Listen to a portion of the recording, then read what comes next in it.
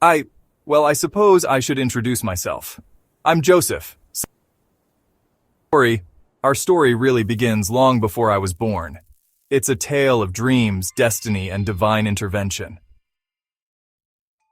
Picture, if you will, the land of my fathers, a place where the wheat fields dance in the breeze like golden waves across green hills.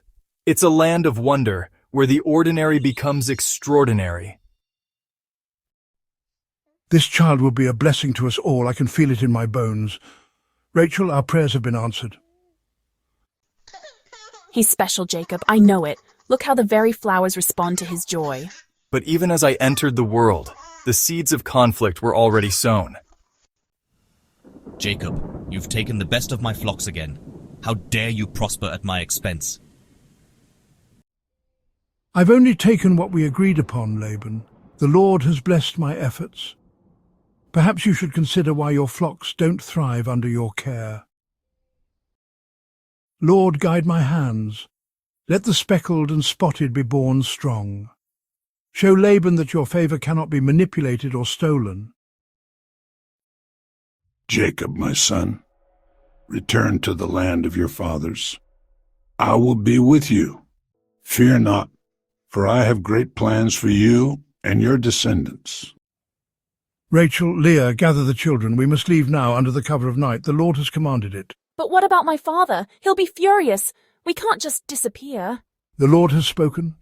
We must trust in his plan. He will protect us on our journey. Jacob, where are you? You can't just leave. Come back and face me like a man. Yeah? Take care, Laban. Do not say anything to Jacob, either good or bad. Your anger will not serve you here. Let them go in peace. Farewell, Laban.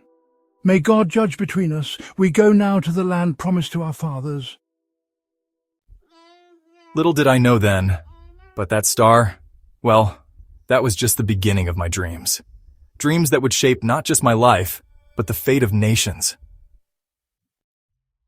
This is the land promised to Abraham, Isaac, and now to us.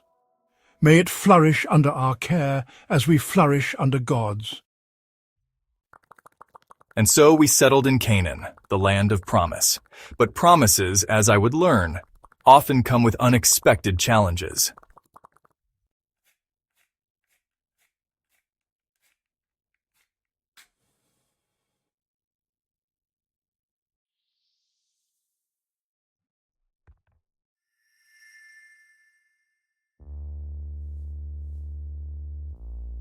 Now, where was I? Ah, yes, my dreams. You see, as a young man, I had quite the vivid imagination. And then, well, the wheat started to dance. It was unlike anything I'd ever seen before. Wow, look at that. It's incredible. I can't wait to tell everyone. They have to see this. Brothers, you won't believe the dream I had. It was amazing. Oh, great, another one of Joseph's special dreams. As if the coat wasn't enough. Now we have to hear about his dreams too. The stars, they were bowing to me. Can you imagine? It was so real. Look, Father, the sun, moon, and 11 stars are bowing to me. It's just like in my dream. Joseph, my son, what are you saying? Shall your mother and I and your brothers actually come and bow down to the ground before you? This is troubling. But Father, it felt so real. Don't you think it could mean something? We need to do something about this dreamer. His dreams are becoming a threat to us all. But he's our brother, surely we can't. This coat, it's a symbol of everything that's wrong. Father's favorite, the dreamer, always above us.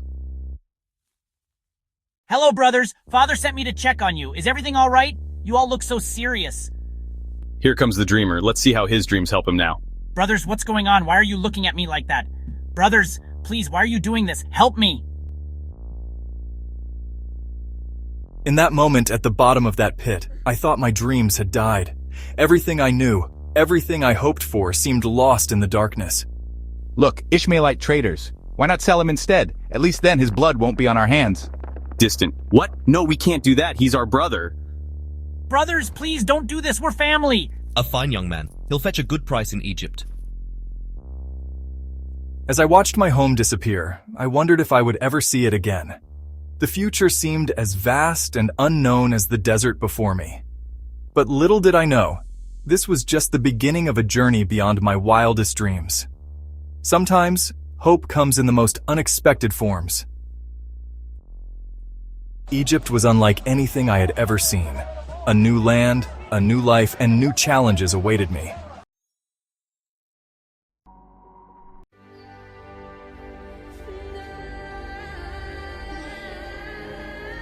Well, you see, life has a funny way of taking unexpected turns. One moment you're dreaming of stars, the next you find yourself in the darkest of places. Cheer up, my friend. Even in the darkest places, dreams can flourish. Dreams? What good are dreams in here? Oh, you'd be surprised. Dreams have a way of coming true. Your dream means you'll be restored to your position. But please remember me when you are free. Of course. I'll tell Pharaoh all about you. 2 long years passed. 2 years of waiting, hoping, dreaming. Each day, the same routine, the same walls, the same silence. But even in the darkest times, I held onto my faith.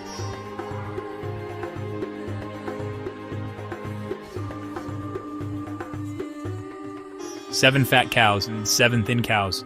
What does it mean? The thin devour the fat, yet remain thin. Corn, withered corn. Gods, what are you trying to tell me? Magicians, wise men, someone explain this dream to me. Your Majesty, I might know someone who can help. So you're the dream interpreter. Tell me, what do my dreams mean? It is not I, your majesty, but God who will give Pharaoh the answer he desires. God has shown Pharaoh what he is about to do. The dreams of Pharaoh are one and the same. 7 years of great abundance are coming throughout the land of Egypt. The land will yield harvests so plentiful it will seem as if the earth itself is rejoicing.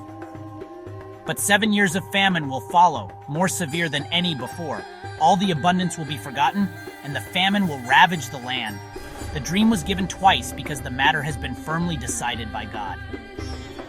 What can be done? Appoint a wise man to oversee the land. Store up grain during the good years to prepare for the famine. Collect 1/5 of the harvest during the abundant years. This food should be held in reserve to be used during the 7 years of famine. And who better to oversee this than the man to whom God has revealed it? Joseph, you shall be in charge of my palace, and all my people are to submit to your orders. And just like that, from prisoner to prince, the Lord works in mysterious ways indeed. Little did I know this was all part of a greater plan, a plan that would save not just Egypt but my own family as well.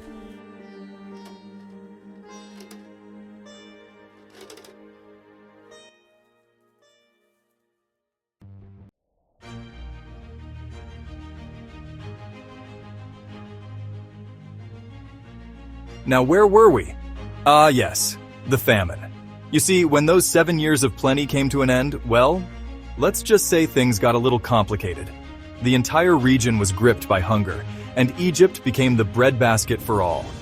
As it is written in Genesis 41:56, when the famine had spread over the whole country, Joseph opened all the storehouses and sold grain to the Egyptians, for the famine was severe throughout Egypt. By Abraham's beard, would you look at this place?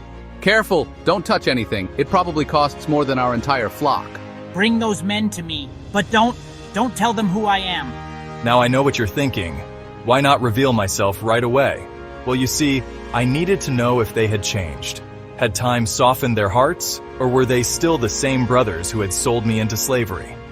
As it says in Genesis 42:7, as soon as Joseph saw his brothers, he recognized them, but he pretended to be a stranger and spoke harshly to them.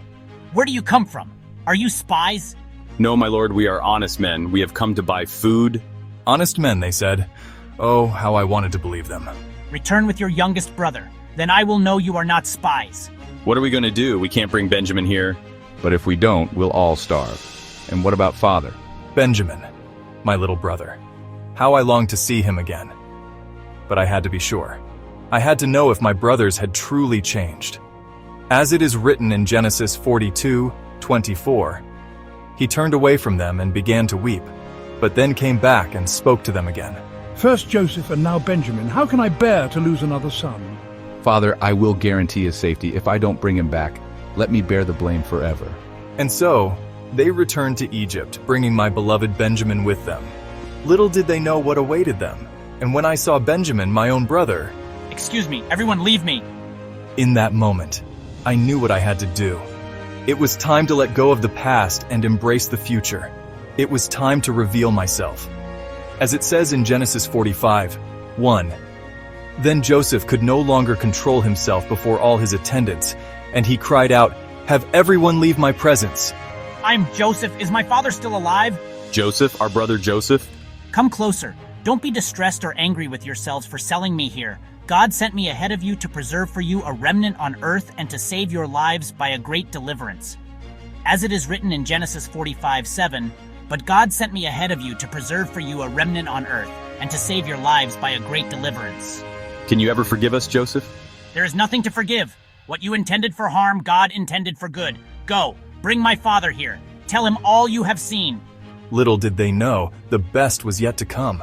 After all, every good story deserves a happy ending, doesn't it? As it says in Genesis 45:18, bring your father and your families back to me. I will give you the best of the land of Egypt, and you can enjoy the fat of the land.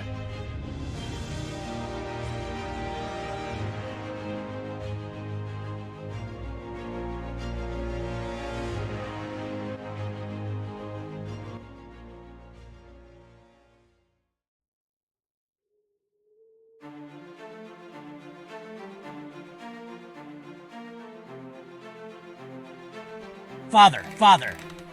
Joseph, my son, is it really you?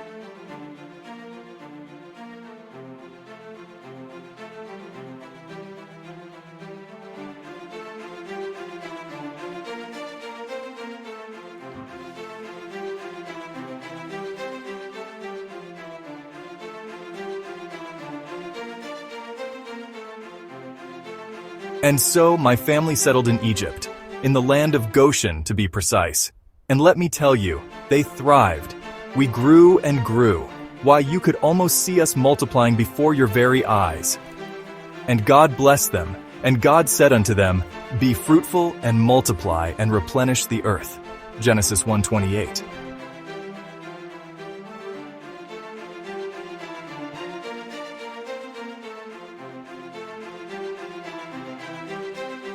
Look, my boys, this is what happens when you trust in God's plan.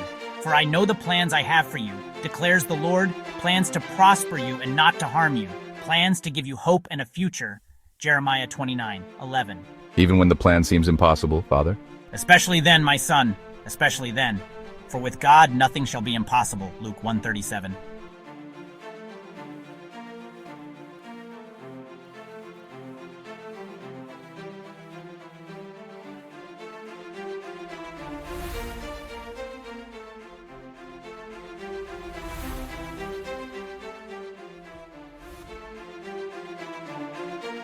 God will surely come to your aid and take you up out of this land to the land he promised to Abraham, Isaac, and Jacob.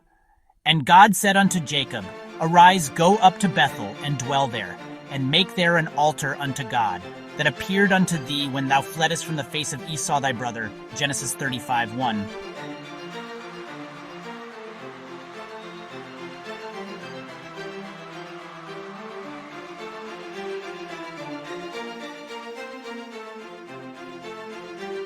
Remember, my family, what others intended for harm, God intended for good. But as for you, ye thought evil against me, but God meant it unto good, to bring to pass, as it is this day, to save much people alive. Genesis 50:20. And so, my journey came to an end. But for my people, Israel, it was just the beginning. Dreams, you see, have a funny way of coming true, even if it's not quite how you imagined. And it shall come to pass afterward, that I will pour out my spirit upon all flesh. and your sons and your daughters shall prophesy. Your old men shall dream dreams. Your young men shall see visions. Joel 2:28. But that, my friends, is a story for another day.